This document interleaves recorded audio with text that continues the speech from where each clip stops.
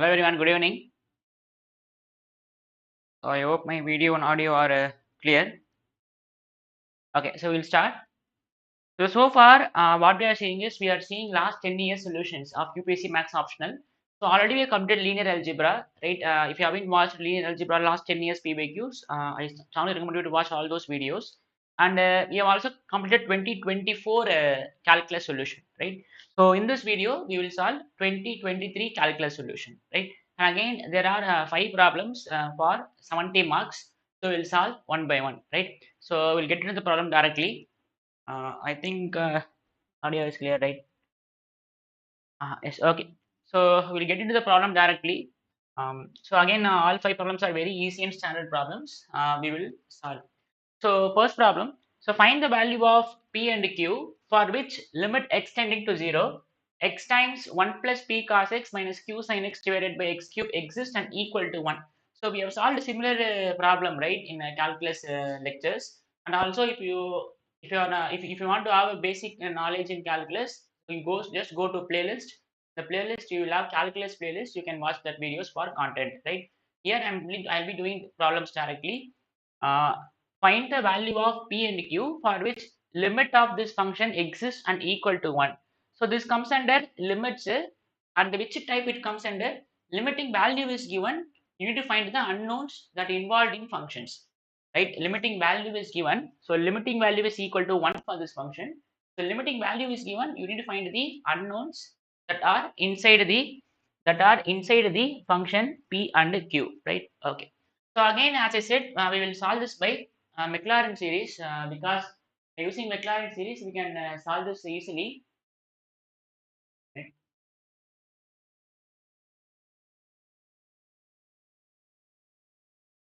Okay, so we'll solve the Maclaurin series. So we know Maclaurin series expansion for sin x. We know Maclaurin series expansion for cos x, right?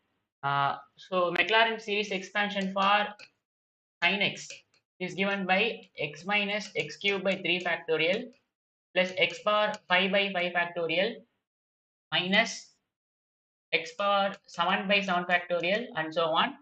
And the Maclaurin series expression for cos x is given by 1 minus x square by 2 factorial plus x power 4 by 4 factorial minus x power 6 by 6 factorial and so on, right? So we know both the expansions of sin x cos x Maclaurin series expansion. So we will start here. So limiting value of this function is equal to 1, right? So for what value of P and Q this limit exists and equal to 1? That's what they are asking. So this is x plus uh, P times x cos x. So I'm just multiplying x inside minus Q times sin x whole divided by x cube is equal to 1, right? So we have limit extending to 0. So x times Px. Now what is the Maclaurin series expansion for cos x? So it is 1 minus x squared by 2 factorial plus x power 4 by 4 factorial and so on minus q times sin x expansion is x minus x cube by 3 factorial plus x power 5 by 5 factorial and so on whole divided by x cube, and this limiting value is equal to 1, right? Now what we'll do is we will collect all the like terms. We will collect all the like terms. So we will collect here there is no constant term in the numerator. We will collect all the x terms. So if we collect all the x terms, here we will have 1. And if I multiply x inside, the coefficient of x is p. And here the x term is minus q, right? So I'm just grouping all the x terms that are in the numerator. So x plus px minus qx. So if I take x common, 1 plus p minus q into x. And here there is no x square term also, right? Because if you multiply x inside, this will become x cube term. And here also there is no x square term. So there is no x square term. And we will collect all x cube terms now. I collect all x cube terms. Here there is no x cube term. Here when I multiply px into this term, you will have an x cube term. And what is the coefficient of x cube? It will be minus p by 2, right? So if I multiply px into minus x square by 2, we will have x cube and coefficient will be minus p by 2 factorial. So it is minus p by 2. And if I multiply q with here, I will have an x cube term. And what is the coefficient of x cube? It will be minus q into minus 1 by 3 factorial, it will be plus q by 6, right? And you don't need to collect all other like terms because here you have x cube in the denominator, right? I'll just put some order of x power 4 whole divided by x cube is equal to 1. So this means order of x power 4. That means all the terms that are whose power is x power 4 and more, right? We don't need this term because when you apply the limit, all these terms after this will become 0, right? I already explained many times in the calculus playlist. Okay, now this will be limit x tending to 0. So I'll divide this separately, right? So I'll divide this separately. So we'll have x into 1 plus p minus q whole divided by x cube plus and x cube into minus p by 2 plus q by 6 whole divided by x cube plus order of x power 4 divided by x cube is equal to 1, right? I'm just bringing x cube individually with all the terms in the numerator. Now you can see this limit is equal to this limit is finite limit, right? And you can see all these terms will be 0 here, right? See, because here we have x power 4 term and higher terms. Here we have x cube term.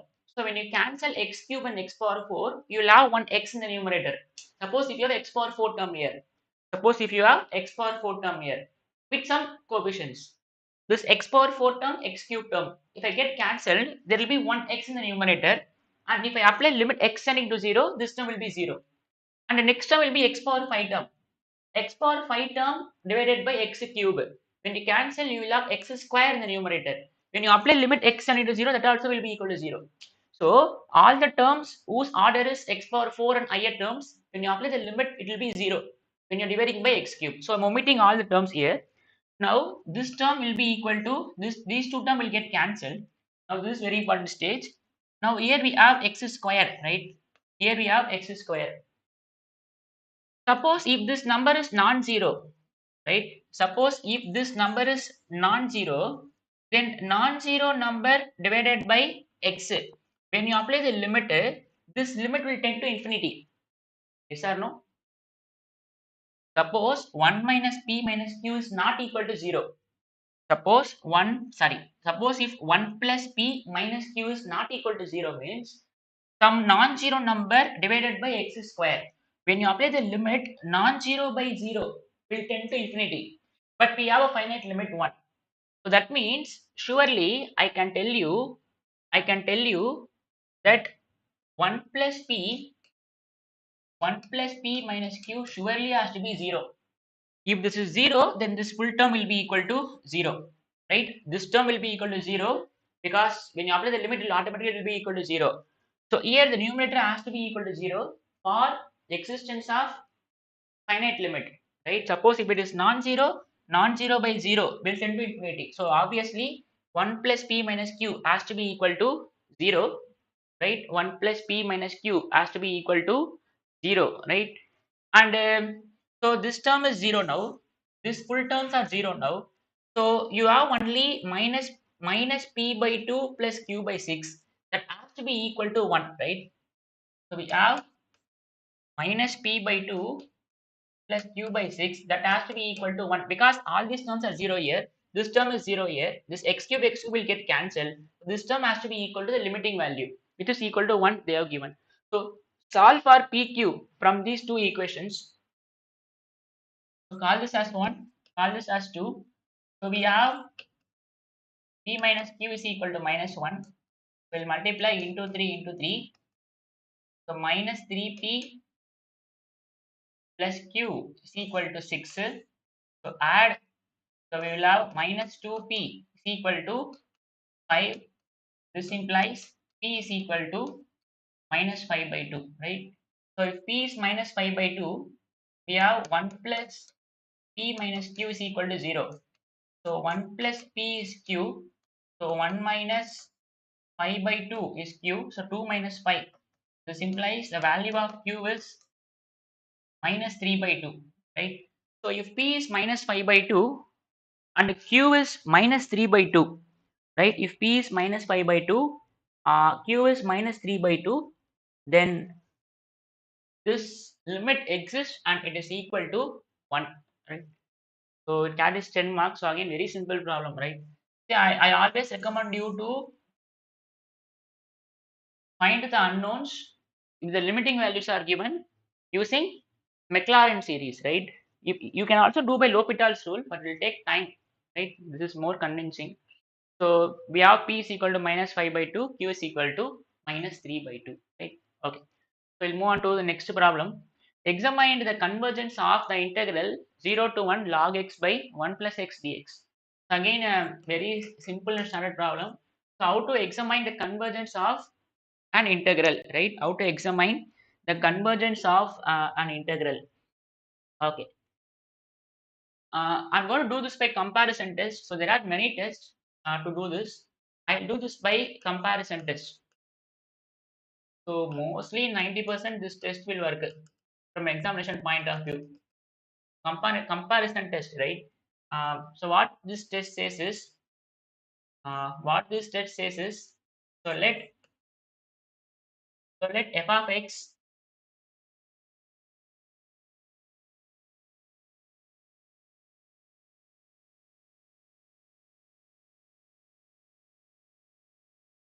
comparison test. So let f of x and g of x are two positive functions. Let f of x and g of x are two positive functions on the interval, let us say a comma b, where a is the, see, we are defining f and g to be two positive functions, right? Uh, where this point a, where a is the only point, where a is the only point of uh, that a should have infinite a is a point, only point of infinite discontinuity, right? So you are defining a two positive function on open interval a and closed interval b, where a is a only point of infinite discontinuity, right? This a should have for f and g should have an infinite discontinuity at a. So we are defining the two functions f of x and g of x, and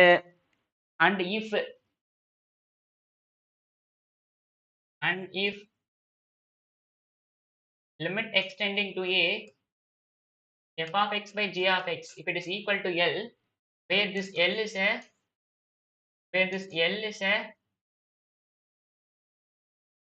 a finite number, right? Well, where this L is a finite non-zero number, finite non-zero number. If this happens, then um, integral a to b f of x dx and integral a to b g of x dx converge or diverge together, right? This is what comparison test says, right? So if f of x and g of x are two positive functions on open a closed b, where a is the only point of, I think it is clear, right? This video is lagging. Video is clear, right? Okay. We are defining f and g to be two positive function on open A and closed B, where A is the only point of infinite discontinuity, and if f of x by g of x limit when extending to A is equal to L, where L is a finite non-zero number, then both the integrals converge or diverge together, right? Then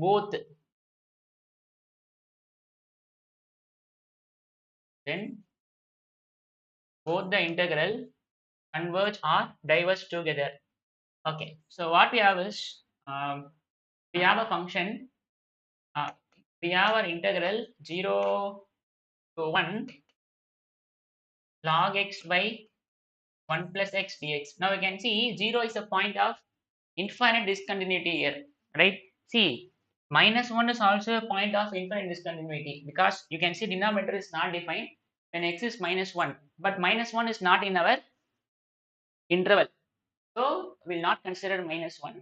But here we can see log x here. So what happens in log 0? Log 0 is undefined, right? It will be infinity, right? Um, log 0, sir, no. It is undefined. So you can see that log x 0 is a point of infinite discontinuity here, right? 0 is a point of infinite discontinuity here. So we'll apply comparison test here. So let us take f of x to be equal to let us take f of x to be equal to integration of or else let us take f of x to be equal to log x, right? Let us take f of x to be equal to log x. Let us take g of x. See, you have to take f, that is an art, right? That will come by practice, right? I'll take that separately. In calculus, I'll take this section separately. As of now, I assume that you know everything. Okay, let us take f of x to be equal to cos x and g of x to be the full function log x by 1 plus x, right? Log x by 1 plus x. Now, what about limit extending to 0? See, I'm just putting a to be 0 here for this function. Limit extending to 0, f of x by g of x. So limit extending to 0. So f of x is log x, g of x is log x by 1 plus x, right? So this is limit extending to 0, log x into 1 plus x by log x and is equal to 1. So which is a finite non-zero number, right? So which is finite non-zero number, right? Which is a finite non-zero number. So that means by comparison test,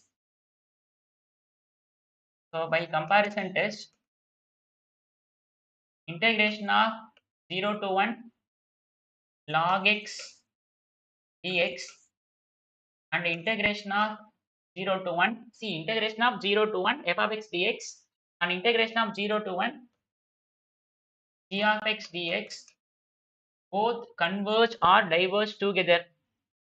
Both converge or diverge together. Both converge or diverge together. If one of them converges, other will also converge. If one of them diverges, other will also diverge. Right? Both converge and diverge together. Now we will see whether this is convergent or not, right?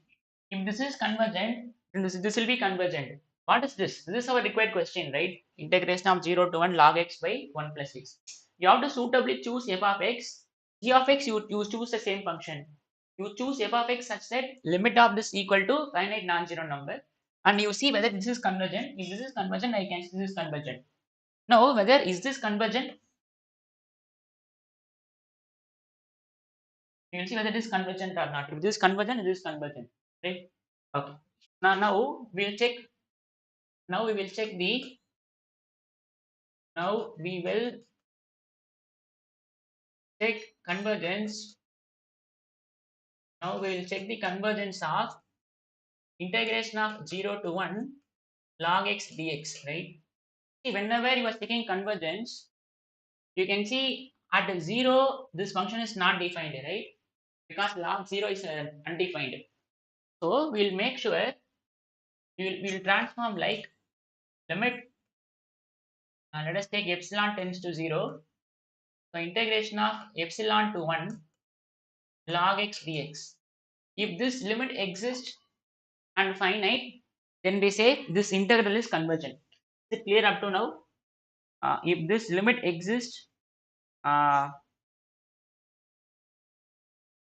if this limit exists, right? If this limit exists, then we can say if this limit exists and finite, then we can say this is convergent, right? Just a minute.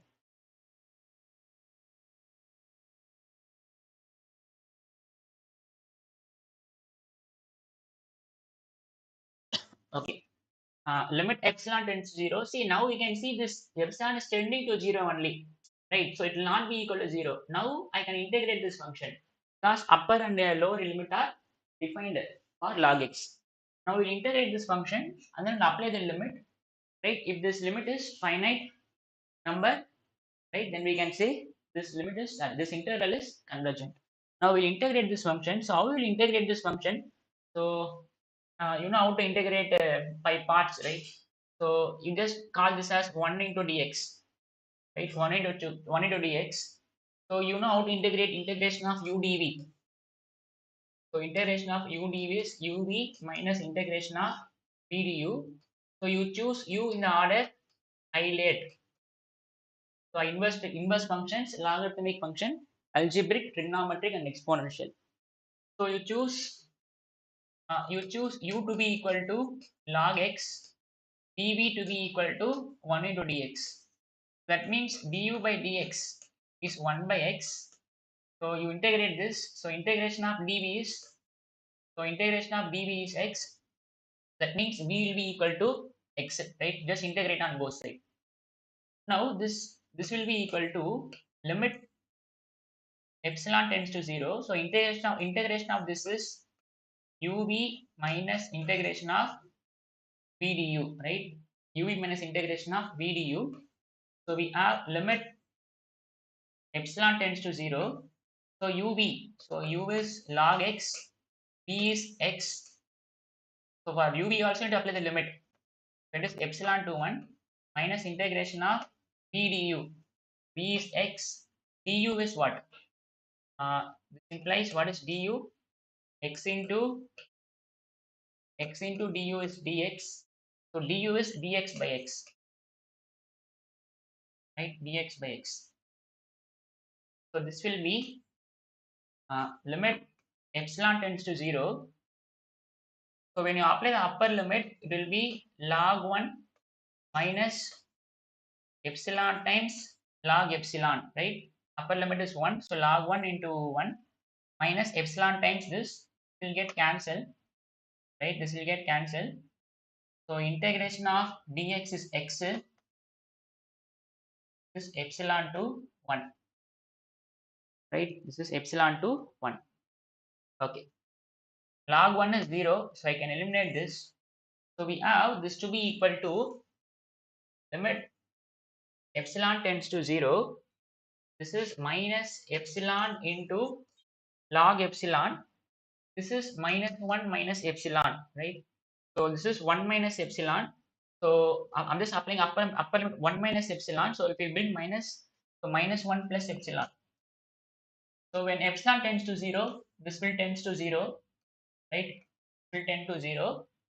So you will have limit epsilon tends to 0 minus epsilon into log epsilon minus 1.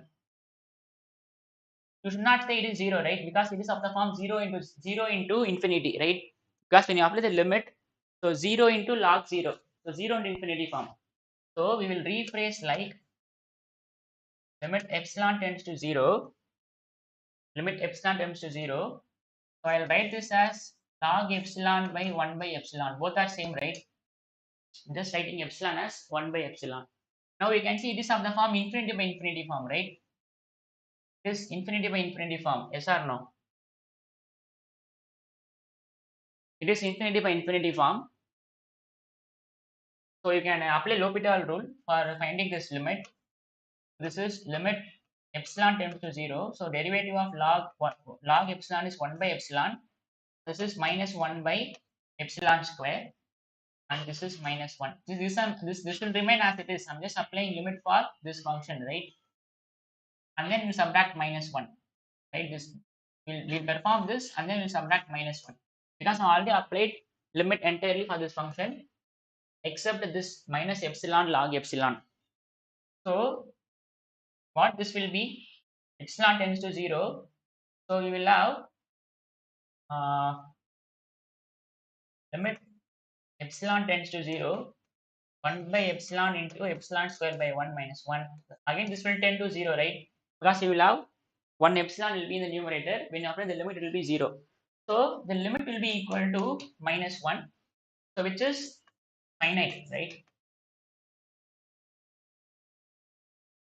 which is finite. So that means this interval is convergent.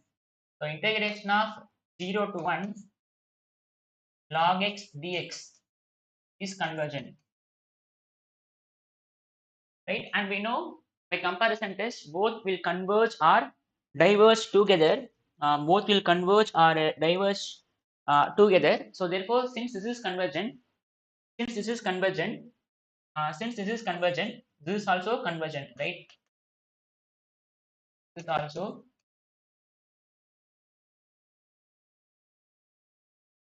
convergent, right? So therefore, the given integral is convergent, right?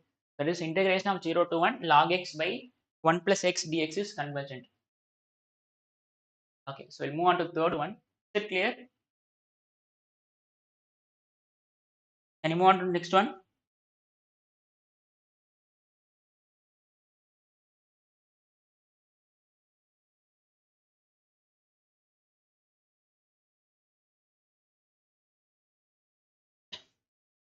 Okay.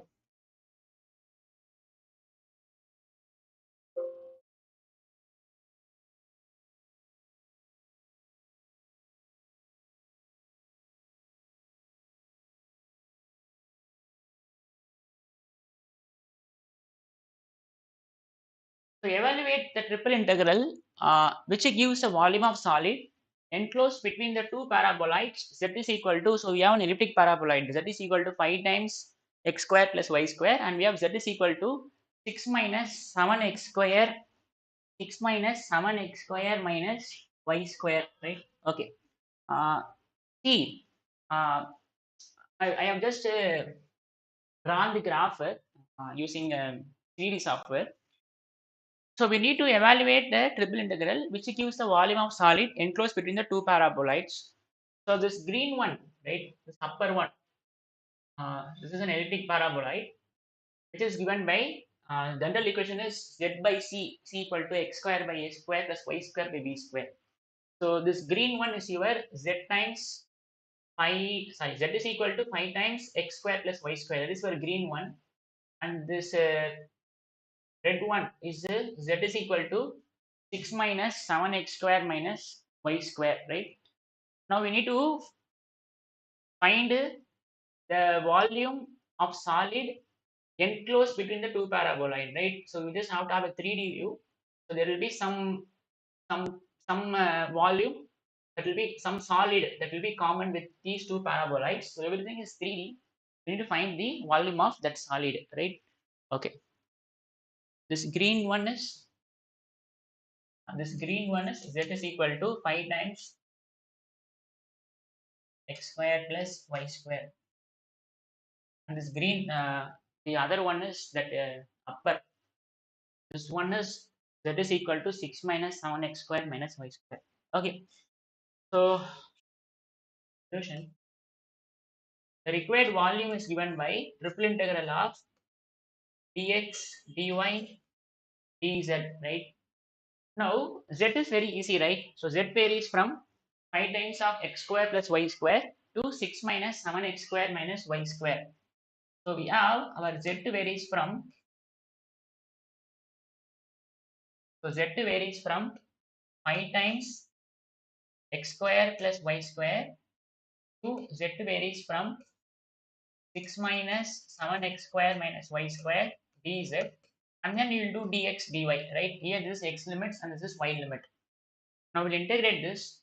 So this is integration of, so integration of dz is z, so upper limit minus lower limit will be 6 minus 7x square minus y square minus 5x square minus 5y square dx dy, right? This is integration of, so 6, so minus 6 7x square minus 5x square, so minus 12x square, and then we have minus 6 y square dx dy. Now after this we have varied z part, right? So we have varied z part. Now we will visualize this in 2D. Now we will evaluate this double integral now. So this double integral we will do this by polar form, right? We will do this. We'll do this in polar form. See, actually, what this is. See what this is. you just consider this integral, right? Sorry, you just consider this function, right? So just consider this function. What you infer from this? We have a function. We have a function 6 minus 12x square, 6 minus 12x square minus 6y square is equal to 0, right? You consider this function. Actually, what is this? So we have 6 is equal to 12x square plus 6y square. So divide by 6. So we have 2x square plus y square is equal to 1. See, if you have two paraboloids, right? Uh, if you have two paraboloids, the common base will be a circle, right? Just visualize this in 3D. So you just imagine you have two paraboloids, right? Elliptic paraboloid, and then you are finding the volume of common solid. That base will be a circle, right? That base will be a circle. Now we are very Z. Now we are in 2D. That is a circle. That circle equation is given by this, right? That circle equation is given by this. This is a circle, right? But it is not in general form. If we have x square plus y square is equal to 1, it is circle with center 0 comma 0 and radius 1. Before that, we will pass here how we will convert Cartesian to polar form. How we will convert integration of dx dy to integration of r times dr d theta, right? This is how we convert dx dy to r times dr d theta. Uh, what is the substitution? We will put x is equal to r cos theta. We will put y is equal to r sin theta, right? We will put x is equal to r cos theta, y is equal to r sin theta. If the region of circle is x square plus y square is equal to r square, this is a basic that we know, right? We are integrating in the region x square plus y square is equal to r square. This is the substitution we will put. But here we don't have x square plus y square is equal to r square. So instead we have 2x square plus y square is equal to r square. And I write this as 2x whole square plus y square is equal to 1. So what is substitution we will put? We will put x is equal to r cos theta if x square plus y square is r square. Now what we'll do is we will put root 2x. We will put root 2x is equal to r cos theta, and then y is equal to r sin theta. And we know radius is 1, right? So here radius is 1. Is this substitution is clear? If you have x square plus y square means this x is your r cos theta, this y is your r sin theta. So here instead of x we have root 2x. So root 2x is your r cos theta. Y we have y only. So y will be your r sin theta. And we know r is equal to 1, right? Because it is a circle r square. So r is equal to 1. So we will have like uh, so we have root 2x is equal to cos theta. So you put x is equal to uh, okay, we will not put r is equal to 1 here, right? We will vary r is equal to r from 0 to 1. This is our base region, right? This is our base region. Okay. Now we will simplify this term. So this will become 6 minus 12x square minus 6y square will become 6 times 6 minus 12 times x square. This implies what is x? X is r by root 2 cos theta, and what is y? R times sin theta. So 6 minus 12 x square. X square is r square by 2 cos square theta minus 6 times y square. So this will be 6 minus 6 r square cos square theta minus 6 r square sin square theta. So 6 minus 6 r square. So if we take minus 6 r square common, you will have sin square theta plus cos square theta, which is equal to 1. So you have 6 minus 6 r square. So our if I convert this to polar form, this will reduce us to 6 minus 6 r square dr d theta, and this r varies from 0 to 1. and this theta varies from 0 to 2 pi, right?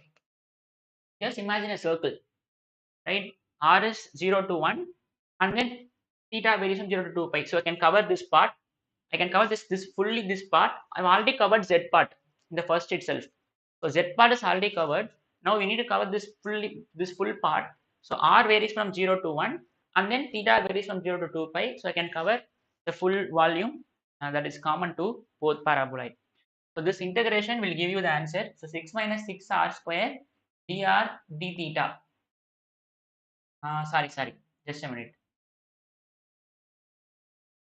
See, if for this xy, it is dr d theta, right? But here our x and y are different, right? So here dr d theta will be r by root 2 dr d theta. So it will be r by root 2 dr d theta.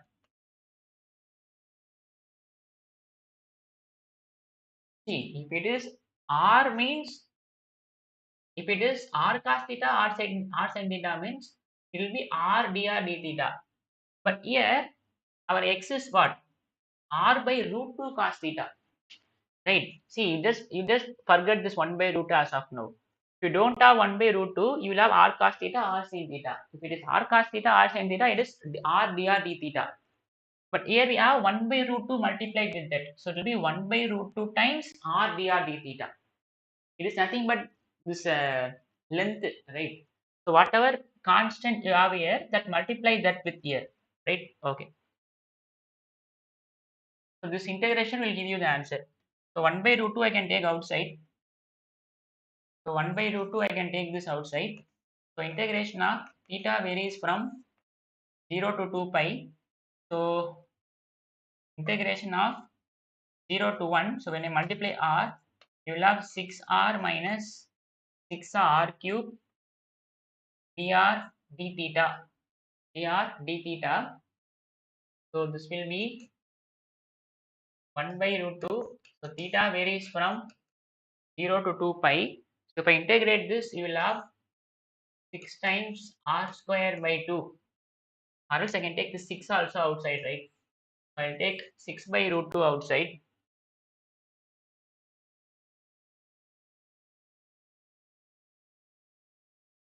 I'll take 6 by root 2 outside. So integration of r dr is r square by 2 minus r cube dr is r power 4 by 4, 0 to 1 d theta. So we have 6 by root 2. So upper limit minus lower limit will be 1 by 2 minus 1 by 4. So integration of d theta. So this is 6 by root 2 will multiply into 2 into 2. So we will have 1 by 4, 0 to 2 pi. So this will be 2 pi, right? So 2 ones are, 2 twos are, then 2 ones are, 2 threes are. 3 pi by root 2 is your required volume, right? Okay. So 3 pi by root 2 is your required volume. That is common. So we'll move on to next one. Very simple. First you vary z, right? And then base will be a circle that r is from 0 to 1 and theta varies from 0 to 2 pi. When you convert to polar form, dx dy will be converted to r dr d theta for x is equal to r cos theta and r sin theta. But here not x is equal to not r cos theta, it is r by root 2 cos theta. So correspondingly the dx dy will be adjusted. Okay. Okay. Trace the curve y square into x square minus 1 is equal to 2x minus 1. So very simple problem. So this is a 12th standard level problem, right? So is it clear? Can you move on to next one? Can you move on to trace the curve?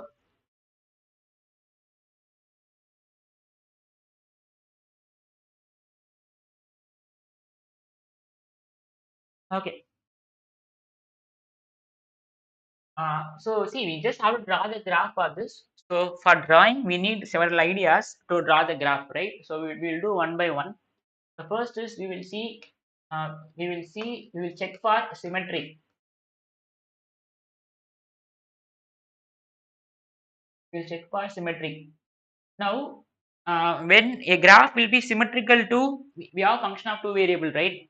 We have function of two variable f of x comma y. So we have function of two variable. It will be symmetric about x-axis, right? Uh, Let us see whether it is symmetric about x-axis or not. Symmetric about x-axis.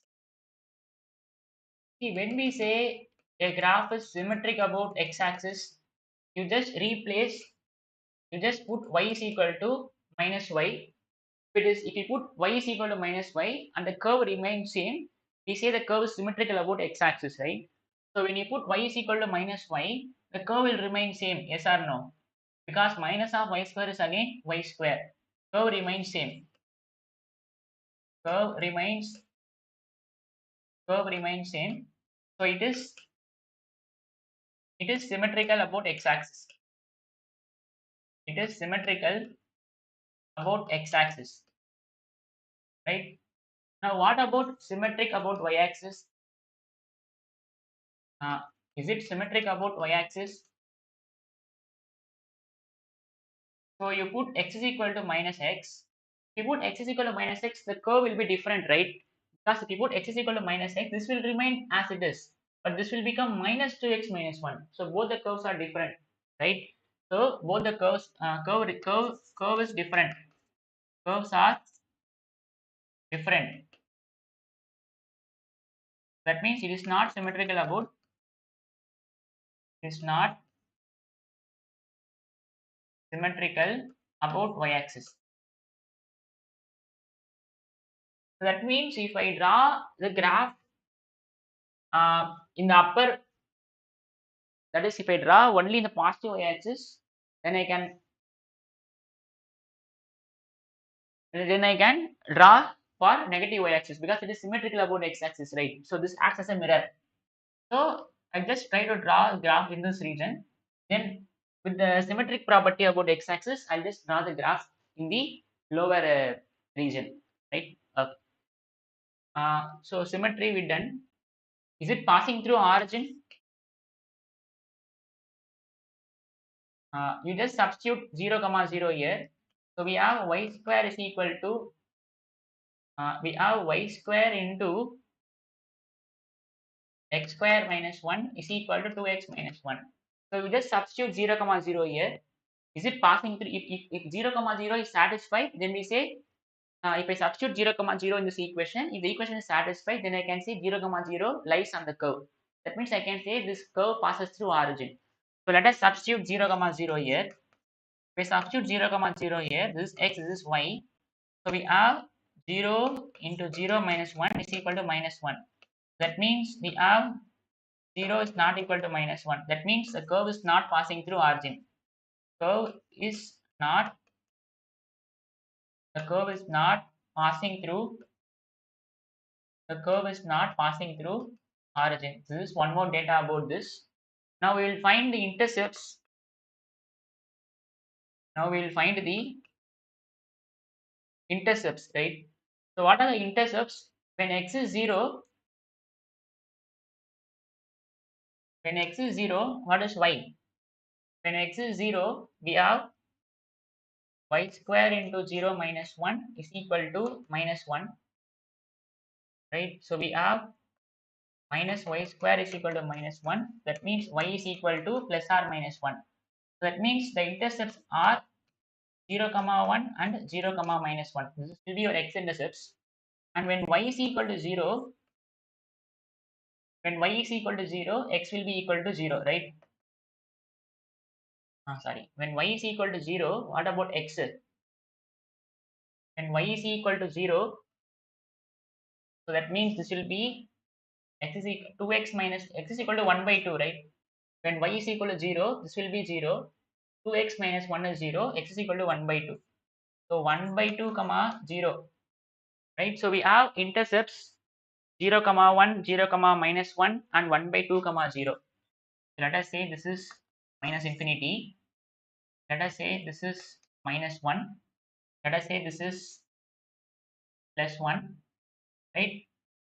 And let us say this is 1 by 2, right? At 1 by 2 comma 0, this curve is passing through the point 1 by 2 comma 0, and also it passes through the point 0 comma 1 and 0 comma minus 1. This point is 1, right? This point is 0 comma 1. This point is 0 comma minus 1. As of now, we know that the curve is passing through these points. Now, we will do the domain analysis for this function, right? So the fourth heading is we will do domain analysis. We will see where the function is defined. So domain analysis.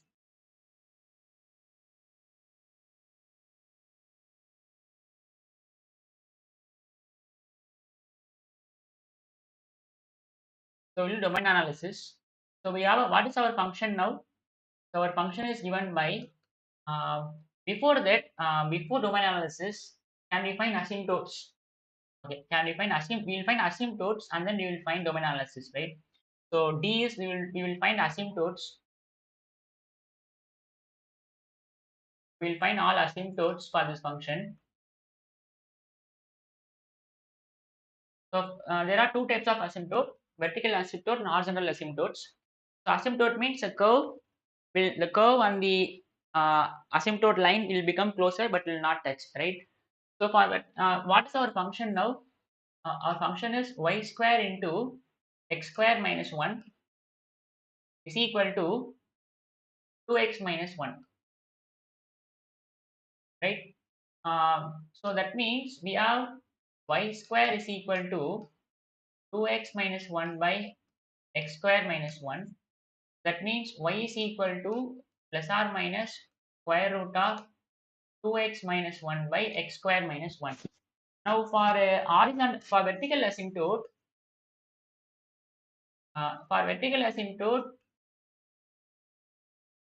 where the function is not defined in the numerator, so denominator.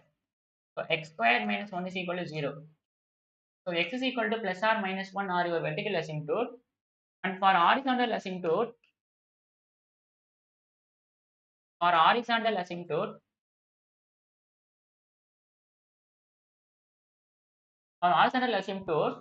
uh, highest power coefficient should be equal to 0. That is, coefficient of x square is equal to 0. Why coefficient x square? Because x square is the highest power of x here. Why x square? Because x square is the highest power of x. X square is highest power of x. So what is the coefficient of x square? It is y square. Y square is equal to 0. That means y is equal to 0. So we have x is equal to 1 and minus 1 as our vertical asymptote, and y is equal to 0 as our horizontal asymptote. That means at 1 you have vertical asymptote. At 1 you have vertical asymptote, right?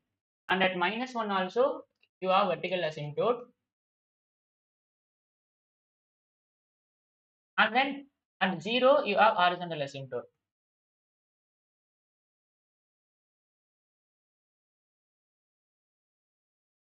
right? Okay. Now we will do domain analysis for this function. Now domain analysis.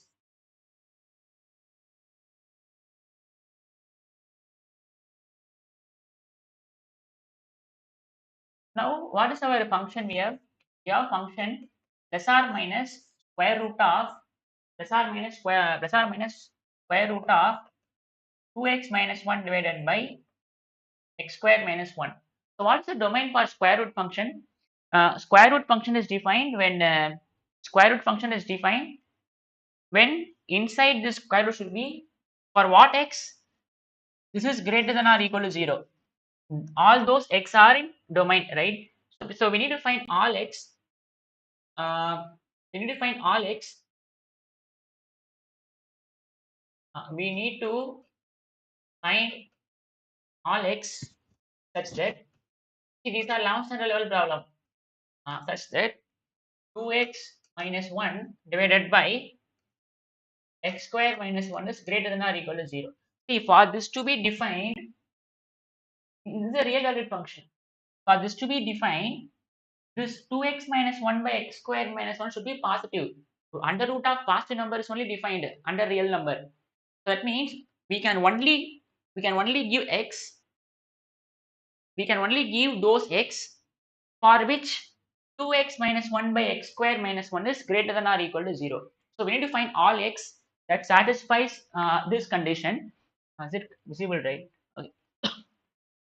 So we can only give this x, that x will, see, what is domain actually? Set of all values of x for which f is defined.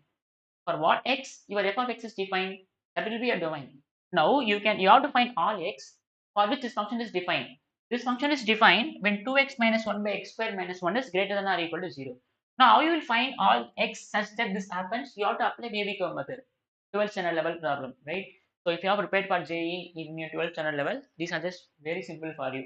You have to find all those x for which this function is greater than or equal to 0. So you just apply baby curve method. So what baby curve method says is, you just plot a real line, right? Now you see where your numerator is 0. Numerator is 0 when x is equal to 1 by 2. You see where denominator is 0. Denominator is 0 when x is equal to minus 1 and plus 1, right? Now you take an arbitrary point in this interval, right? Let us take x equal to 2. If you put x is equal to 2, 2 into 2 is 4, 4 minus 1 is 3, numerator is positive. You put 2 here, 2 square minus 1. Again, it is positive. So that means, and you just take a random value. If the random value is positive, then throughout this interval, it will be positive. And similarly, you take one number in between here, you substitute that number here. If it is positive, it will be positive throughout this interval. If it is negative, it will be negative throughout the interval. You will get negative. You will get this as positive, you will get this as negative. Right? You can put x is equal to 1 by 2, but you should not put 1 and minus 1, because if you put 1 and minus 1 it will be undefined. So set of all values of x. So domain of f is, uh, in this region our f of x is positive, and in this region if you give x in this interval, 2x minus 1 by x square minus 1 is positive. If you give x in this interval, it will be positive. The domain of f is minus 1 to 1 by 2 union union 1 to infinity. This is where your function is defined, right? So minus 1 to 1 by 2 union 1 to infinity. Minus 1 to 1 by 2, minus 1 to 1 by 2. See, your function is defined only at these points. Minus 1 to 1 by 2, your function is defined, right?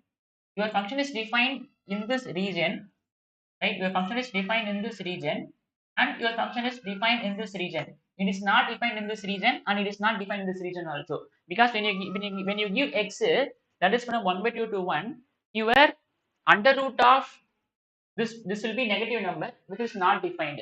That means your graph will be from 1 to infinity.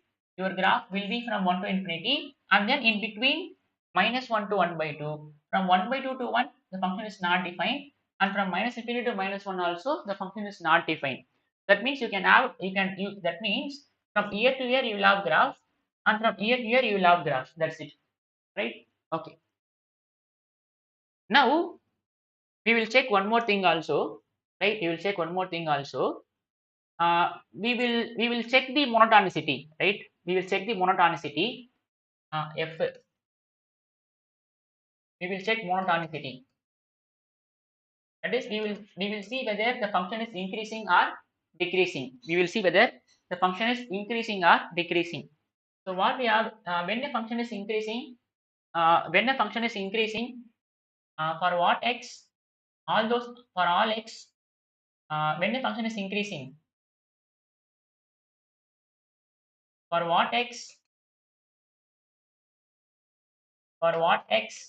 f dash of x is greater than 0, all those x are increasing, right? All those x are, the function is increasing. And for what x, derivative is less than 0, those x are decreasing, right? If your derivative is greater than 0, for what x your derivative is greater than 0, all those x are increasing. For that x function will be increasing, and for all those x whose derivative is less than 0, it will be decreasing function. So we will see where the function is increasing or decreasing. So we have y is equal to square root of, we will check, instead of plus or minus I'll put only plus here. I'll check only the upper, I'll draw only the upper part, that is above the x-axis. Then since symmetric about the x-axis, I'll make use of that to draw the lower. Okay, we will put y is equal to 2x minus 1 divided by x square minus 1. So we will find derivative of this. So we will find dy by dx. What is derivative of root f of x?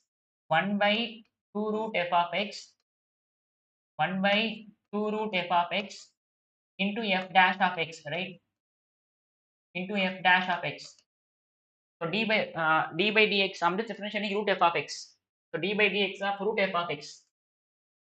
So d by dx of root f of x, 1 by 2 root f of x into f dash of x, right? Okay. So we will differentiate this.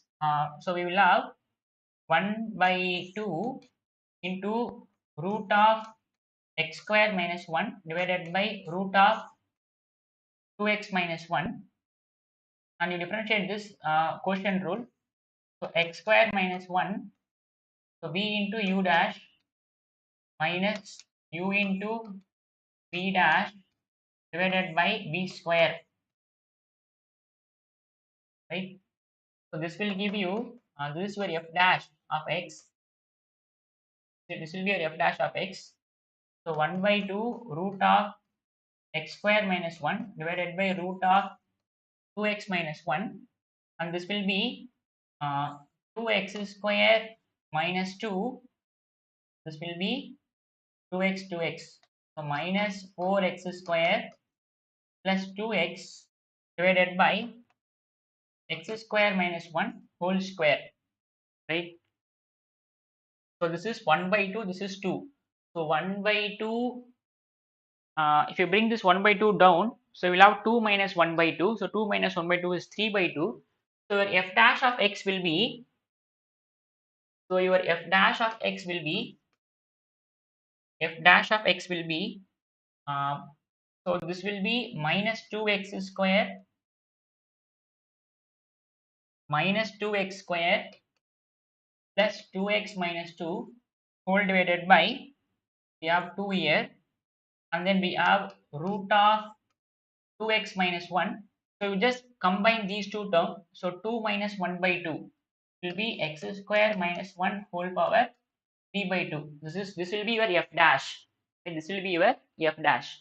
Now you see where this is greater than 0 and where it is less than 0, right? See, again you have to apply Weyerhaeuser method for this. You have to apply Weyerhaeuser method for this. What are the points you have to put in Weyerhaeuser method? You have to put the points where numerator is 0. See, I'm just finding for what x this is greater than 0. That will give you where your function is increasing. And if you find for what x this is less than 0, that will give you where your function is decreasing, right? So the numerator will never be equal to 0. See, for Weyerhaeuser method, you just have to plot the numerator you just have to plot the zeros for numerator and the zeros for denominator, right? So 2x minus 1 will be 0 when x is 1 by 2. X square minus 1 is 0 when x is equal to plus or minus 1. Now here the numerator will not be equal to 0. So you don't need to put any zeros for numerator. Why? Because this is a quadratic equation. Discriminant is less than 0. What about b square minus 4ac? So b square is 4. So 4 minus a into c. So you will get this to be less than 0. That means it will have no real roots. So you don't have roots for numerator. Again for denominator, the roots are plus or minus 1 and 1 by 2. So minus 1, 1 by 2, 1. Right?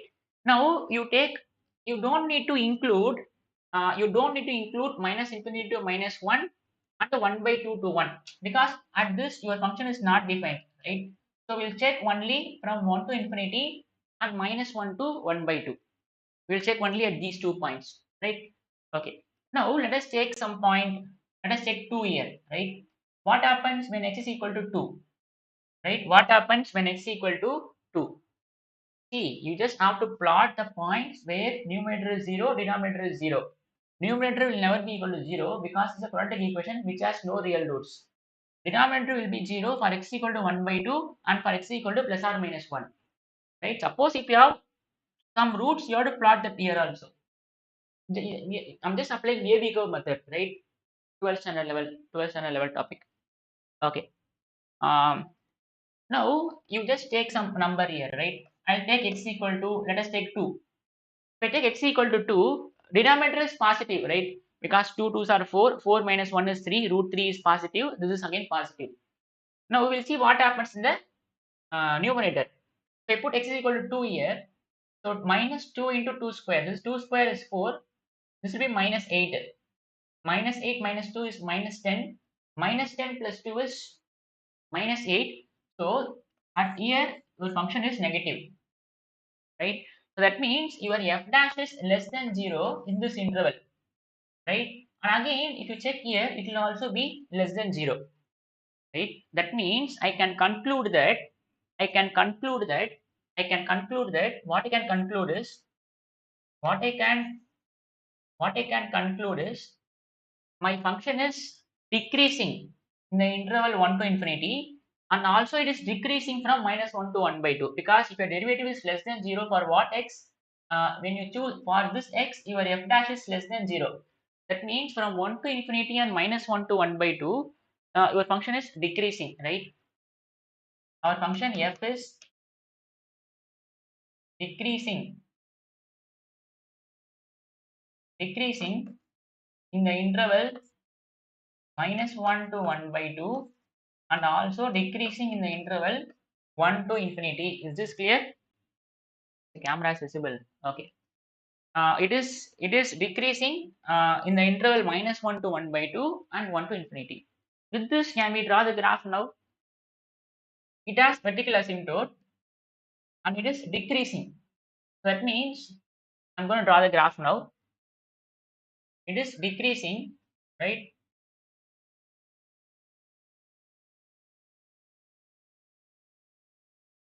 Sir, no.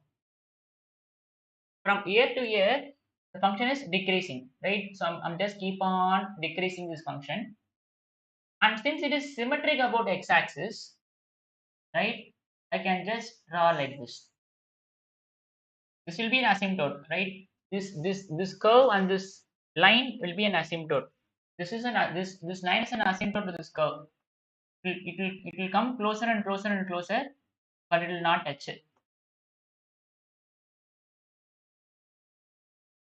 Is it clear? Or else I slightly redraw this.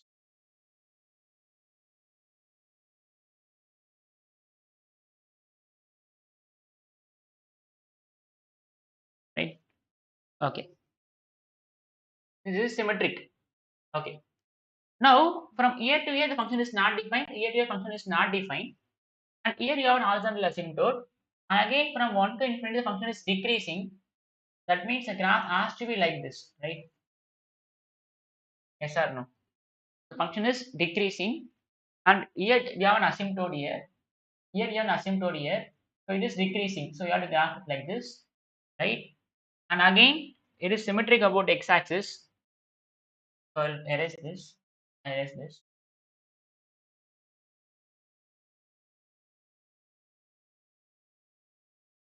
And then since it is symmetric, I'll just draw like this. Is it clear? So this will be our curve y square into x square minus 1 is equal to 2x minus 1. Is it clear?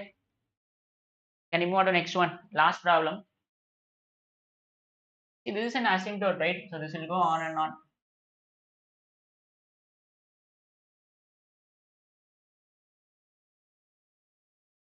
These two are symmetric, right? Uh, may look they are not symmetric. I'm just drawing in three and that's it. Okay, so we'll move on to last problem.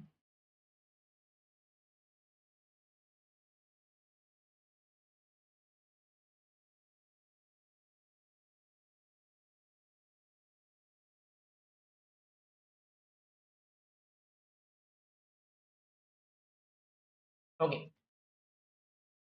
Justify whether 0 comma 0 is an extreme point for the function f of x comma y is equal to 2x power 4 minus 3x square, um, 2x power 4 minus 3x square y plus y square. Is it clear up to now? Okay. So we have a function of two variable. So what is the procedure for maxima minima for function of two variable?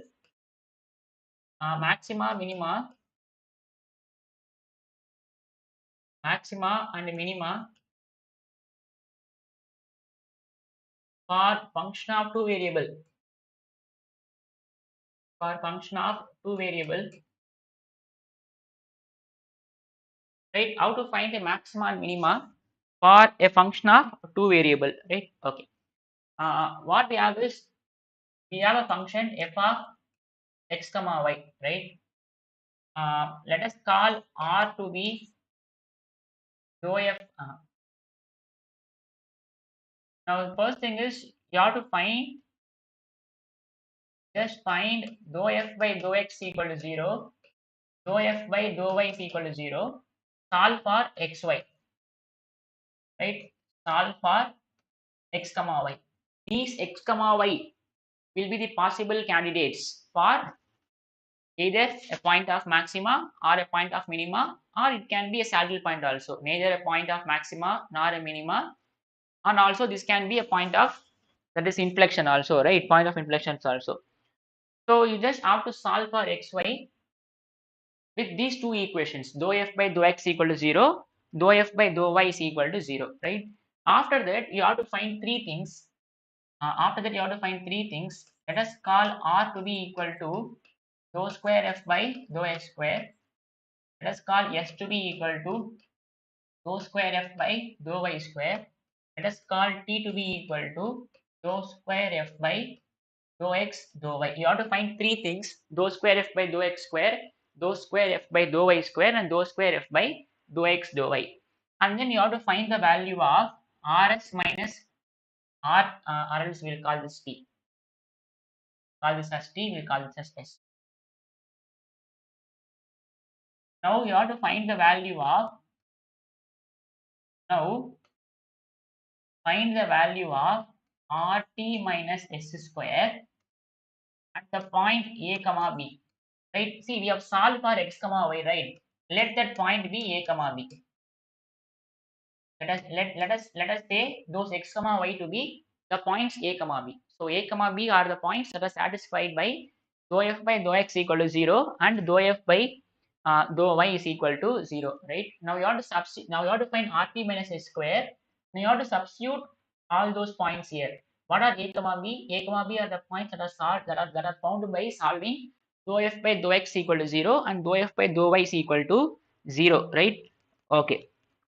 Now uh, if now we have to, with the help of RT minus S square, with the help of RT minus S square, if this value is negative, right? If this value is negative, then that point A comma B will be a saddle point, right? That is neither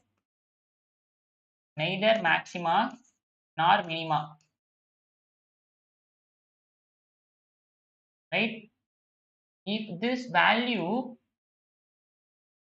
is equal to 0, further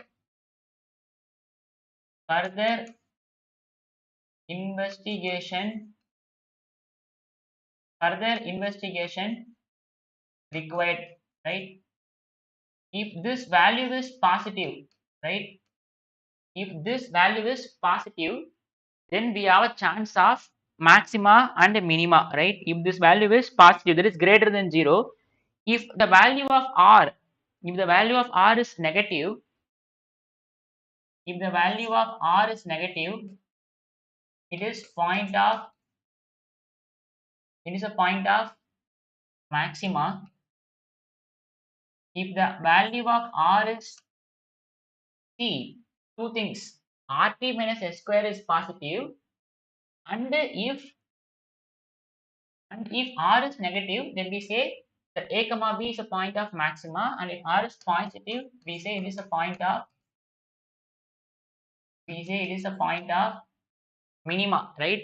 So R is negative, that A comma B will be a point of maxima, and if R is positive, we say it is a point of minima, right? Okay. Now, further investigation required. How we will proceed if we are in this case, right? If you are in this case, further investigation required. That means find you find f of a plus h comma b plus a minus uh, f of a comma b, right? You just find the function f of a plus h comma b plus k minus f of a comma b, uh, or else you just put x comma y, right? That is your wish.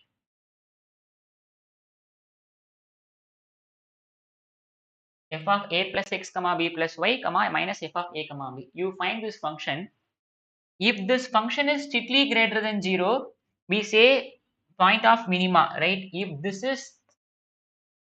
is strictly less than 0 or greater than 0, if it is strictly greater than 0, just a minute, I'll note it down. If it is strictly greater than 0, it is a point of minima, right?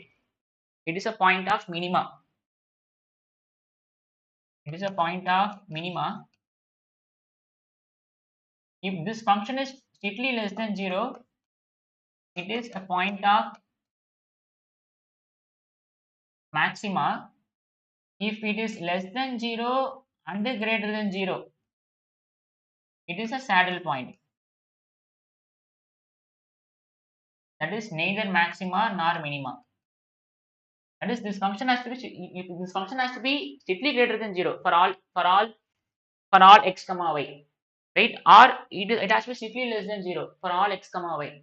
If it is greater than 0 for some xy, if it is less than 0 for some xy, then we say it is a saddle point, neither maxima nor minima. Right? This is a flowchart for maxima minima for a function of two variable, right? Okay. Now we'll come back to this question now. So we have a function f of x comma y. We have a function f of x comma y is equal to 2x power 4 2x power 4 minus 3x square y plus y square, right? Yeah, obviously 0 comma 0 will be just we have to see whether this is a point of maxima or point of minima, right? So this will be a point of maxima or point of minima if this is satisfied, right? Uh, Now what we'll do is we'll directly find RT minus S square, right? Because we don't need to solve for xy because they already given an xy here. That is, they already given a point a comma b. We just have to check whether this a comma b is an extreme point. Extreme point means maxima or minima. So what we'll do is we don't need to solve for xy because already they have given one xy. That is, they are already given one a comma b. Now what we'll do is we will find RT minus S square, right? Now we will find RT minus S square. So for that, we will find dou f by dou x with respect to x. So it is 8x cube minus 3x square, right? With respect to x, I'm partial differentiating. So 8x cube, y will be with respect to x, I'm differentiating. So y will be constant. So it will be 6xy, right? With respect to x, I'm differentiating partially. Now, what is dou square f by dou x square? You again differentiate with respect to x. So it will be 24 x square minus 6y is constant, derivative of x is 1, partially differentiating m. Now you find dou f by dou y. So with respect to y, I'm differentiating, it will be 0. And here minus 3x square is constant. And the derivative of y is 1. And this will be 2y.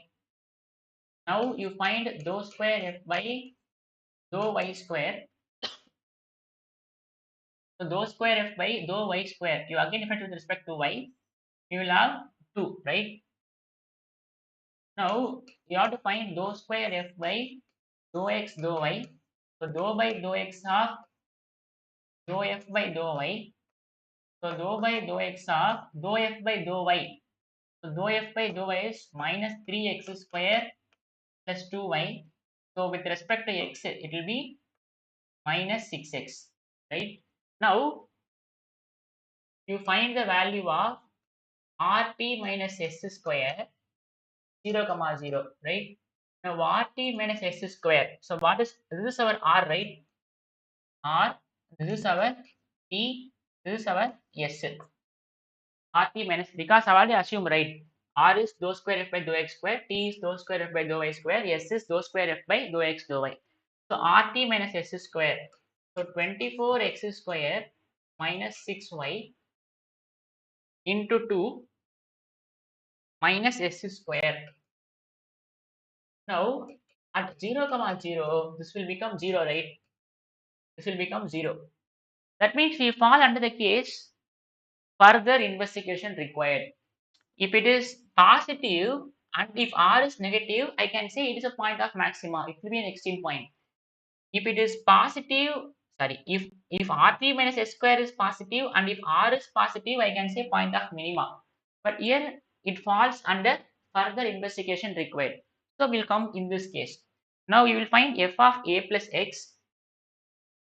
Now we will find f of a plus x comma b plus y minus f of a comma b. Here a comma b is 0. So we have f of x comma y minus f of 0 comma 0. So what is f of x comma y minus f of 0 comma 0? We will come back to the same function, right? So 2x power 4 minus 3x square y plus y square. If this maintains the same sign throughout, if it is maintains positive throughout, we can say that point is point of minima.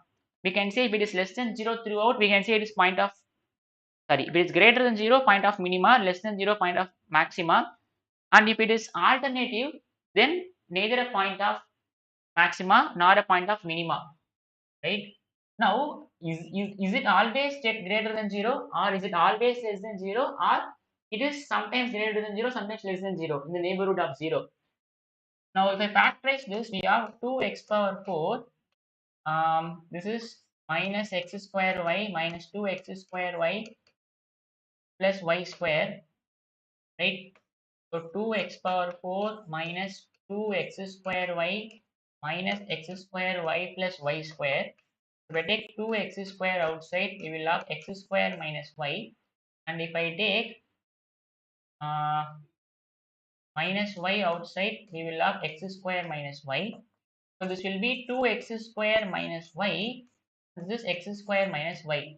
You see, is this always greater than 0?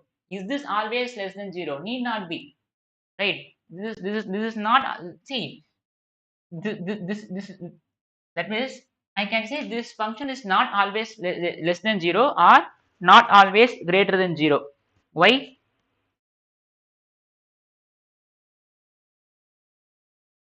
Just a minute.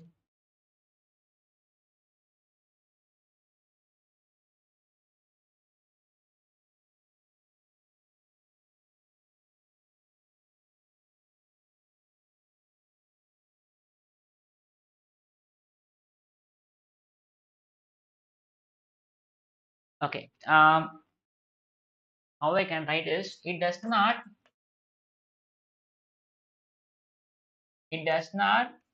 keep the same sign near the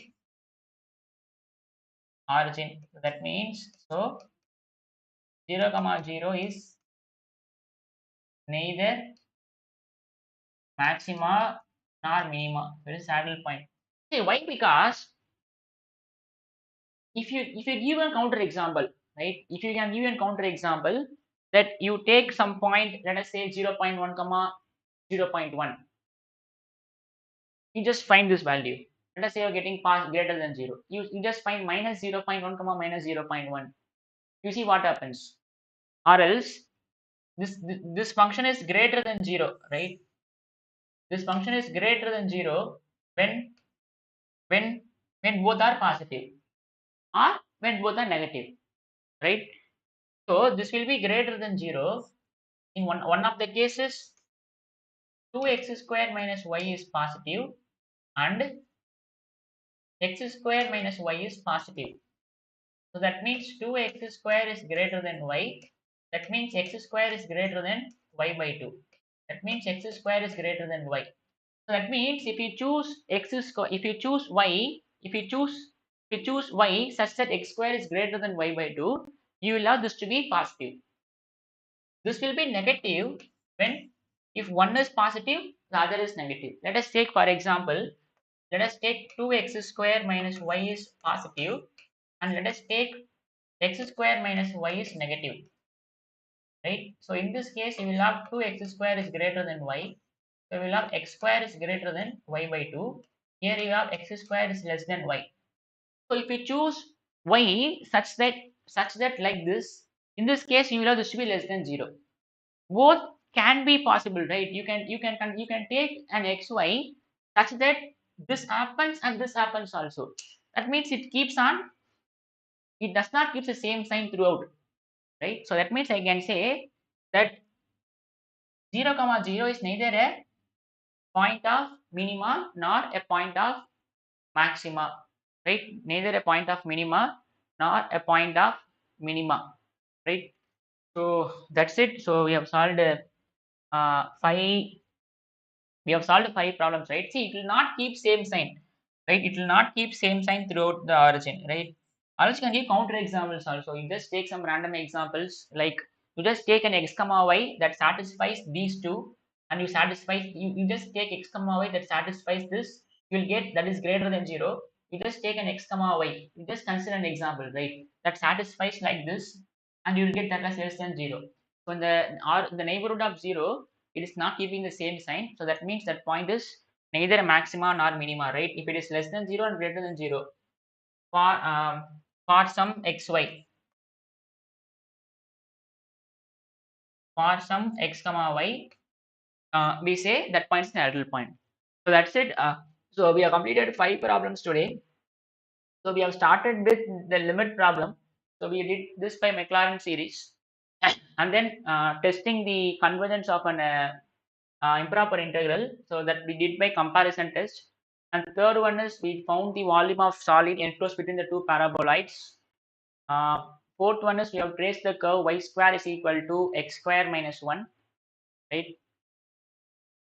So you just make this as it will be like this and then like this, right? Okay. And then for tracing the curve, we said it is symmetrical about the x-axis, and then we said it is not passing through origin. We have found the intercepts, and then we did domain analysis, and then we said that the function is defined only in this interval and in this interval.